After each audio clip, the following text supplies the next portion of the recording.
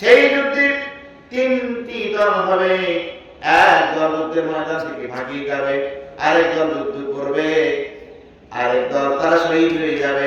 রাসূল দেখে বলেন, এই হিন্দুস্তানের যুদ্ধের ময়দানে যারা যুদ্ধ করবে সে সকল ব্যক্তিগুলোকে আল্লাহ পাক রব্বুল আলামিন বদরের শহীদের মর্যাদা দিয়ে দিবেন। সুবহানাল্লাহ। এর হাজার বছর আগে বলে গেছেন মুহাম্মদুর রাসূলুল্লাহ সাল্লাল্লাহু আলাইহি সাল্লাম। আপনারা জানেন আমাদের বাংলাদেশকে নিয়ে প্রতিনিয়ত সর্বদা ষড়যন্ত্র করছে এই হিন্দুস্তান। বাংলাদেশের সবচাইতে বড় শত্রু হচ্ছে এই হিন্দুস্তান। জাতিগতভাবে বলেন, ঈমান হিসেবে বলেন, আদান প্রদান হিসেবে বলেন, সর্বদিক দিয়ে বাংলাদেশের মুসলমানদের প্রধান শত্রু হচ্ছে এই হিন্দুস্তান। তাদের সঙ্গে আমাদের কোনো মীমাংসা নেই। তাদেরকে বয়কট করতে হবে, হিন্দুস্তানকে পরিপূর্ণ বয়কট করতে হবে। মুসলমান যুবক যারা আছো, যুদ্ধের সেই স্প্রিয়া অন্তরের মধ্যে রাখো। অচিরে আমাদের বাংলাদেশে কোরআনের রাজ কায়েম হবে ইনশাআল্লাহ। বাংলাদেশ, পাকিস্তান, আফগানিস্তান উভয় তিন দেশ মিলে হিন্দুস্তানের সঙ্গে যুদ্ধ হবে। রাশিয়ার মতো এইটাও খন্ডে খন্ডে মুক্ত হয়ে যাবে এবং মুসলমান সেই যুদ্ধে বিজয় লাভ করবে। এই উপমহাদেশ থেকে ইমাম মাহাদির কাফেলা বের হয়ে যাবে ইনশাআল্লাহ। আপনি দেখতে পাবেন, শুধু সময়ের অপেক্ষা। আজ থেকে 20 বছর আগে আফগানিস্তানের যুদ্ধ যখন লাগে তখন আমরা মাদ্রাসায় ভর্তি হই 2000 সালে। আফগানিস্তানের যুদ্ধ, এদেশে অসংখ্য অগণিত ওলামায়ে কেরাম দিনদার মুসলমানদেরকে সেই সময় জেলের মধ্যে ভরানো হয়েছে। অপরাধটা কি? তালেবানের পক্ষে কোনো কথা বলা যাবে না, বললে কি হবে? জঙ্গি হয়ে যাবে। কি হয়ে যাবে? জঙ্গি হয়ে যাবে। আমি নিশ্চয়ই দেখেছি অসংখ্য অগণিত আলেমদের জেলখানার মধ্যে ভর্তি করা হয়েছে তালেবানদের পক্ষে কথা বলার জন্য। কিন্তু বড় খুশির বিষয়, 20 বছর পরে এসে আফগান যখন স্বাধীন হয়ে গেল, মুসলমানদের রাজত্ব যখন কায়েম হয়ে গেল, আমাদের বাংলাদেশের ওই সকল ব্যক্তি যারা তালেবানদের পক্ষে কথা বলার কারণে ওলামায়ে কেরামদেরকে জেলখানায় ভরেছিল, তারাই বলছে আফগানিস্তানের মুজাহিদরা তারা মুক্তিযুদ্ধ করেছে। আলহামদুলিল্লাহ। 20 বছর পরে এসে সত্য প্রমাণিত হয়েছে আফগানিস্তানের তালেবান। আপনি জানেন পৃথিবীর মধ্যে সবচেয়ে ইমানদার ব্যক্তি 2টি দেশে পাওয়া যায়। কয়টি দেশে? আপনি মনে মনে ভাবছেন বাংলাদেশে আছে নাকি? খালি মুসলমান ইমানদার ব্যক্তি আছে 2টি রাষ্ট্রে, একটি হচ্ছে ফিলিস্তিন আর হচ্ছে আফগানিস্তান। বাংলাদেশের মানুষ তো একটা ভোরে 36 কাপ চা খায় ভোটের সময়, ঠিক না? তাহলে আমার দেশে বলে ভোটটা আমার দেশে, 1 কাপ চা খায়, চা খেয়ে বলে বাপ বাপ যে গরম চা দিচ্ছে ভোটটা আপনাকে। কিছুক্ষণ পর আপেল মার্কে আসছে, এই যে বলে একটা রসগোল্লা খান, রসগোল্লা খাওয়ার পরে গলাতে ঠান্ডা হয়েছে, কি বলে যে রসগোল্লা খাওয়াইছেন ভোট তো আপনাদের দেবো। কিছুক্ষণ পর আমার ঘোড়া মার্কে আসছে, ঘোড়া মার্কে এসে বস্তা নিয়ে আসছে, কি বল ভোট তো আপনাদের দেবো। ভোট কয়টা? ও আদা দিচ্ছে কতজনকে? ইমান আসে না গেছে?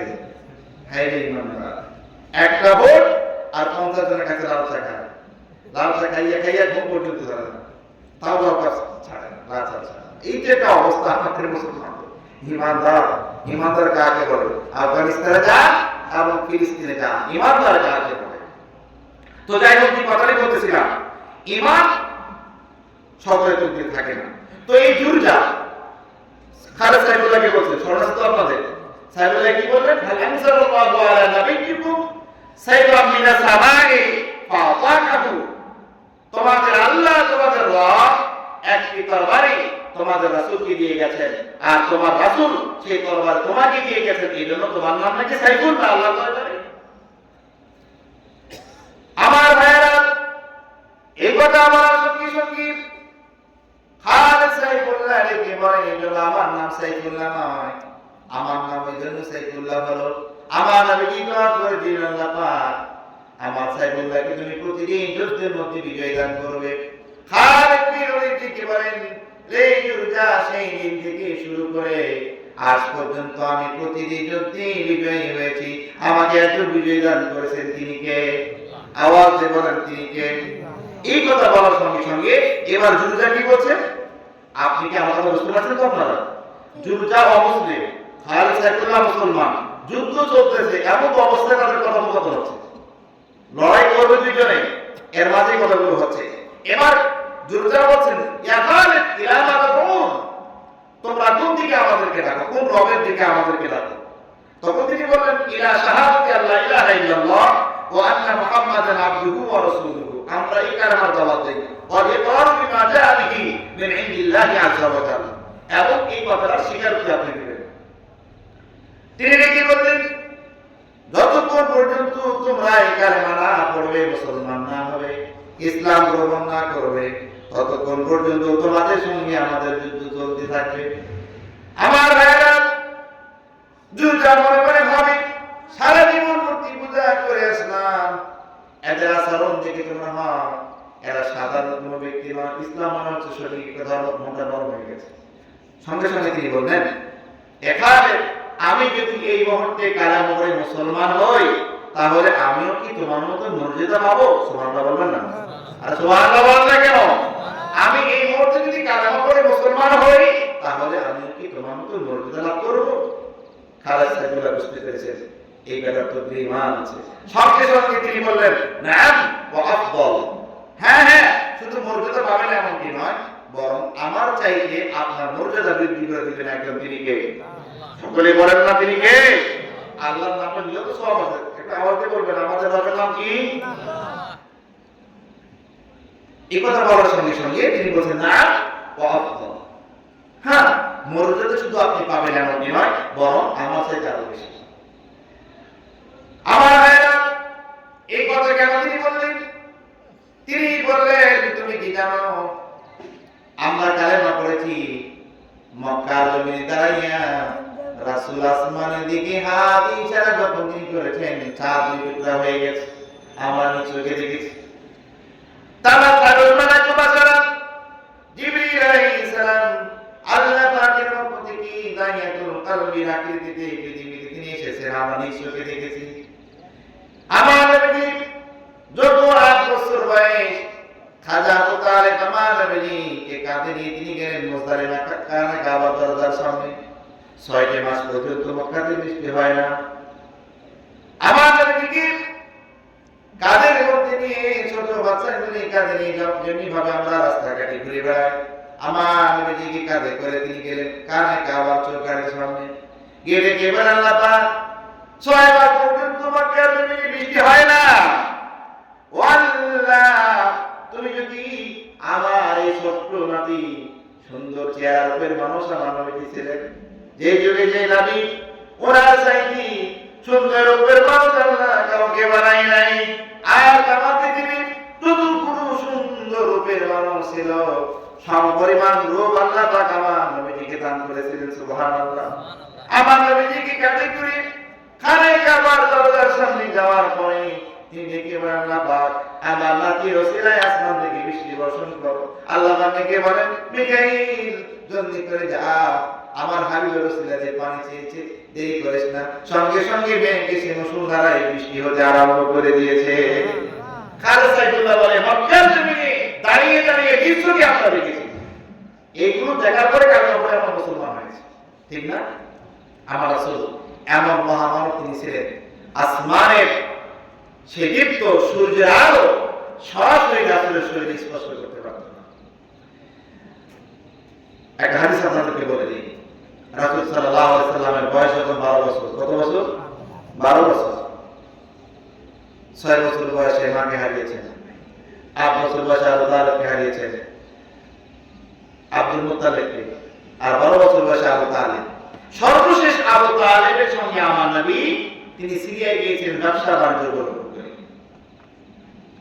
আমার নবী দাদা আব্দুল মুত্তালিব যখন তিনি চিরবিদায় হয়ে যাবেন, নবীর বাপ চাচা সকলকে তিনি ডাকলেন, ডেকে বলেন, আমার নাতিকে কে তোমরা দেখে রাখবা? অনেক ইতিহাস জানলাম, আবু তালেবের কাছে তিনি দিলেন। এই জন্য আবু তালেব ধনী মানুষ তিনি ছিলেন, রাসূলকে যেন খাওয়াইতে পারেন, পড়াইতে পারেন, কষ্ট না হয়। আবু তালেব আমার নবীকে দায়িত্ব পাওয়ার পর তিনি কোথাও যান না, বাড়িতে তিনি থাকেন। তিনি মনে করলেন জীবনে একবার আমি সিরিয়ায় যাবো, ব্যবসা বাণিজ্য উপলক্ষ করে 72 জনের একটা কাফেলা তিনি ঠিক করলেন। আমার নবীজি তিনি জানতে পারেন, চাচার কাছে যায় আর ডেকে বলে, চাচা আপনার সঙ্গে আমি সিরিয়ায় যেতে চাই, আমাকে আপনি সঙ্গে নিয়ে যাবেন। নবীজি আবু তালেব ডেকে বলেন, হাজিতে তুমি ছোট মানুষ, কেমন করে আমার সঙ্গে যাবে? যাওয়ার দরকার নাই, তুমি থাকো, বরং আমি যাবো। সকলে বলতে ঠিক আছে নেন তাকে, শুদ্ধ মানুষ। আমার নবীজিকে সঙ্গে নিয়ে তিনি গেলেন মসরক নামে একটা বাজার আছে, যারা শহরের আগে ছোট একটি বাজার, সেখানে একটা পাদ্রী ছিল, তার নাম হচ্ছে বুহাইরা। কি নাম বললাম? তাওরাত, জবুর, ইনজিলের অনেক বড় একটা পণ্ডিত, জ্ঞানী, ইহুদি আলেম। তিনি জানতে পেরেছেন তাওরাত পড়ে, তিনি সন্ধান পেয়েছেন আখির জামানার নবী বালক বয়সে একবার তিনি সিরিয়ায় আসবেন। তিনার মনে বহুত আশা যে এই নবীকে যদি আমি পেতাম সবার আগে কেমন করে মুসলমান হতাম। তো আমি থাকা অবস্থায় নবপ্রাপ্ত হবে কিনা এটা তো আমার জানার নেই, তবে আমি আমার বাড়ির পাশে একটা মুসলিম খানা বানাবো। আখির জামানার নবী যেই দিন এখানে আসবে তার আগ পর্যন্ত প্রত্যেকটা মানুষ খান খাওয়া। কবে রাসূল আসবে? রাসূলের আশায় আকাঙ্ক্ষা।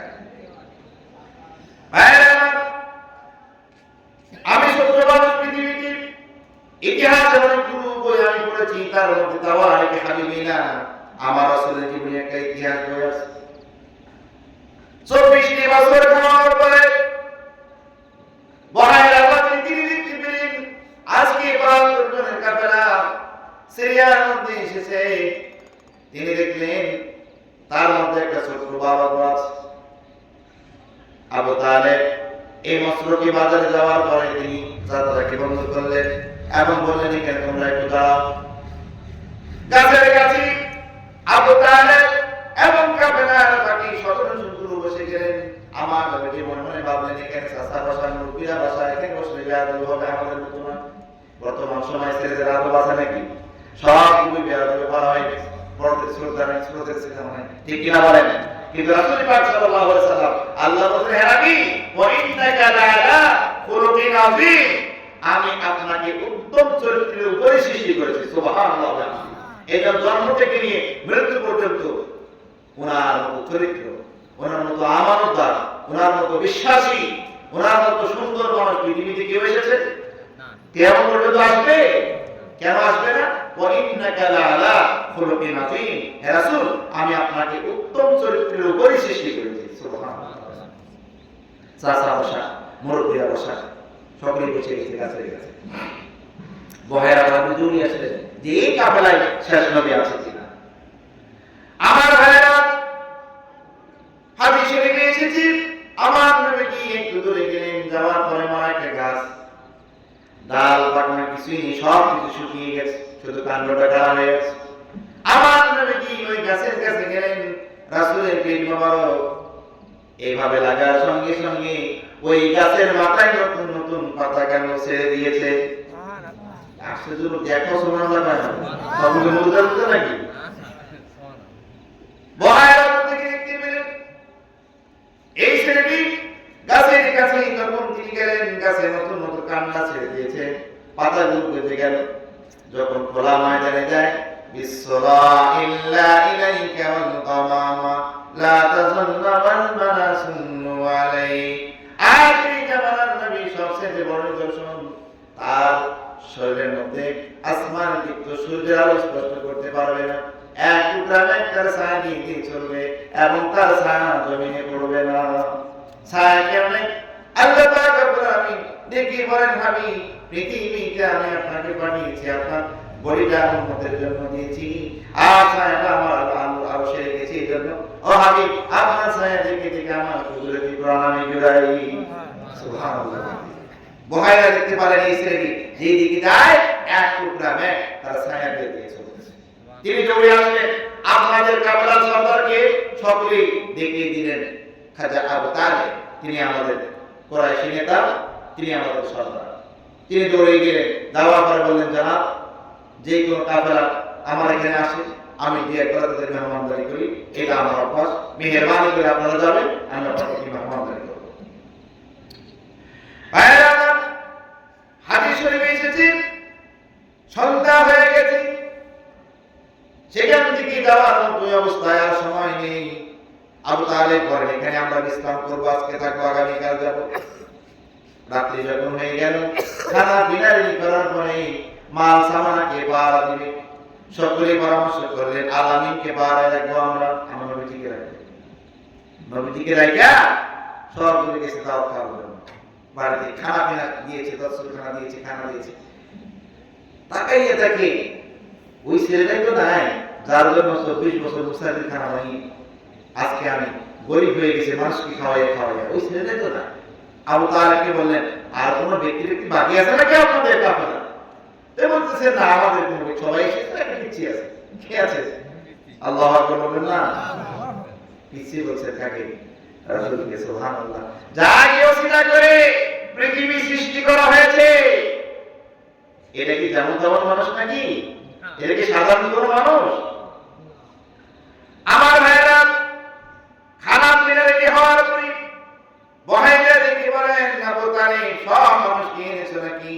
বলছে হ্যাঁ, সব মানুষ এসেছে, একটু ছোট্ট বালক আছে মাল পাল দেওয়ার জন্য। বহাইয়া দেখি বলেন, একজন ব্যক্তি অনুপস্থিত থাকা পর্যন্ত আমি খানা দেব না, কারণ আমার মন ঠান্ডা। আমি যার জন্য 24 বছর মুসাফির খানা বানাইয়া মানুষকে খাওয়াইয়া আমি গরিব হয়ে গেলাম। সে আখের জামানার নবী আমার ঘরে আসলে আমি কার জন্য মুসাফির খানা বানাইলাম? বলতে তাকে আনা ব্যক্তি আমি খানা দিব না। রাসূল পাক সাল্লাল্লাহু আলাইহি ওয়াসাল্লামকে সেখানে আনা হলো, সকলকে খানা খাওয়ায়। গভীর রাত আবু তালেবের কাছে গিয়ে বলছেন, আপনার সঙ্গে আমার প্রাইভেট কিছু আলোচনা আছে, চলুন। কামরায় নিয়ে গেলেন। আস্তে আস্তে বলছেন, এই ছেলেটার নাম কি মোহাম্মদ? বলছে হ্যাঁ। বাবার নাম কি আব্দুল্লাহ? হ্যাঁ। মায়ের নাম কি আমিনা? হ্যাঁ। বলছে আপনি এগুলো কিভাবে জানেন? হাদিস শরীফে এসেছে, বহাইরা দিকে বলেন, রে আবু তালেব, তার জন্মের আগে থেকে আমি তার নাম জানি। রে আবু তালেব, তাকে আর সঙ্গে দিতে পারবেন না কেন? আমার মতো হাজার হাজার পাখি মসনদ থেকে জেনারেল শহর পর্যন্ত তাওরাত জবরে ইঞ্জিল করে বসে আছে। আমার নবীকে তাড়াবেন, রাসূলকে হত্যা করবে, সুতরাং তাকে সামনে নিয়ে যাবেন না। এটা হলো আখির জামানার নবী। আমি তার সন্ধান পেয়েছি আজ থেকে 20-24 বছর আগে। এই আবু তালেব, অনুরোধ করে বলছি, খবরদার এই ব্যক্তিকে সঙ্গে নিয়ে আপনি মসনদে থেকে এখান থেকে বিক্রি করে চলে যাবেন, সামনে দিকে যাবেন না। আবু তালেব বলেন, আমি সঙ্গে কাফেলার মধ্যে ঘোষণা করলাম, আমি আর সামনে যাব না, আমার শরীর বড় খারাপ, আমার অসুস্থ হয়ে গেছে, সামনে যাব না। আবু তালেব বলেন, তামাম পৃথিবীর মানুষেরা মসনদের মধ্যে আমার সর্বমান সামনা বিক্রি করা হলো, আল্লাহর কসম করে বলি, সেই সময়ের মতো জীবনে কোনোদিন আমি মুনাফা পাই নাই। এবার দিয়েছেন একদিনকে আওয়াজ দিয়ে বলেন, তিনি কে? সেখানে সব মালগুলো বিক্রি করা হলো। বহাইরা পাতি মন খারাপ, রাসূল বিদায় হয়ে চলে যাচ্ছে। তাওয়ারিক হাবিবিরা, সিরাতে মুস্তাফা, মাদারিজুন নবুওয়া, সিরাতে খাতামুল আম্বিয়া, প্রত্যেকটা কিতাবে এসেছে বহাইরা তিনি পিছন দিক দিয়ে দৌড়িয়ে যাচ্ছেন আমার রাসূলের কাছে। যেতে যেতে যেতে যেতে রাসূল যখন বিদায় হয়ে যাচ্ছেন, মাথা উঁচু করে পাহাড় উপরে দাঁড়ায় এইভাবে তাকিয়ে আছে। ভাইরা আমার, যতক্ষণ পর্যন্ত আমার নবীকে দেখা যায় ততক্ষণ পর্যন্ত বহাইরা চোখ কোনো দিকে ফিরায় না। যখন আমার নবীকে আর দেখা যায় না, বহাইরা এবার চোখের পানি ছেড়ে কান্দে আর ডেকে বলে, হে ও আমার মসলুকের মানুষেরা, যে আখেরি জামানার নবীর জন্য আমি 24 বছর মুসাফির খানা বানাইয়া আমি গরিব হয়ে গেলাম, সেই সোনার নবী আমাকে ছেড়ে চলে গেল। হে আবু তালেব, আমার জীবন অবস্থায় যদি তিনি অবপ্রাপ্ত হতেন, আল্লাহর কসম করে বলি, সর্বপ্রথম আমি কালেমা পড়ে মুসলমান হয়ে যেতাম। সুবহানাল্লাহ। তো দুটা কি বলছেন? কাফেররা বলছেন, আমরা মক্কার জমিনে দাঁড়াইয়া রাসূল পাক সাল্লাল্লাহু আলাইহি ওয়াসাল্লামের অসংখ্য অগণিত মুজিজা নিজ চোখে দেখে কালেমা পড়ে মুসলমান হয়েছে। তুমি তো খুশি দেখলা না, তুমি মুখে শুনিয়ে কালেমা পড়ে মুসলমান হলা। নাম ও আফদল, তুমি যদি এই মুহূর্তে কালেমা পড়ে মুসলমান হও, আমার মতো মর্যাদা না, বরং আমার চাইতে আরো বেশি মর্যাদা তোমাকে দিয়ে দিবেন একজন, তিনি কে? এই কথা বলার সঙ্গে সঙ্গে তখন তিনি কি বলেন? হাতিয়াতা, আর দেরি করো না, তুমি তোমার হাতকে প্রশস্ত করে দাও এবং আমাকে পড়ে দাও, লা ইলাহা ইল্লাল্লাহু মুহাম্মাদুর রাসূলুল্লাহ। আমার ভাইরা, যে কথাটি আমি বুঝাতে চেয়েছিলাম, ঈমান তো দিনা যদি থাকে আপনি ঈমানদার হতে পারবেন না। ঈমান দিয়েছেন একজন আমাদের তিনি কে? ঈমান আল্লাহ তাআলা পৃথিবীতে যাকে কবুল করেছেন, যার ঈমান শক্তি রেখেছেন তার ঈমান থাকবে। আপনারা কি জানেন আমার নবী ওই যে সাফা পাহাড় করে জীবনে প্রথম যখন তিনি গিয়ে উঠলেন, আবু তালেব, আবু লাহাব, উতবা, সাইবা, ওয়ালিদ ইবনে মুগীরা তাদের কপালে ঈমান রাখেনি আল্লাহ, এজন্য তারা ঈমান আনতে পারে না। কিন্তু হাজার বছর পরে তামাম পৃথিবীতে এখনো নবীর এমন কিছু প্রেমিক আছে, রাসূলের নামে কেউ কটাক্ষ করলে আমরা বরদাস্ত করি, আমাদের অন্তরে রাসূলের ভালোবাসা দাও দাও করে দিল। যদি আমরা রাসূলকে দেখতে পেতাম, কলেজাগুলো আমরা বের করে দেখাতাম রাসূলের ভালোবাসা।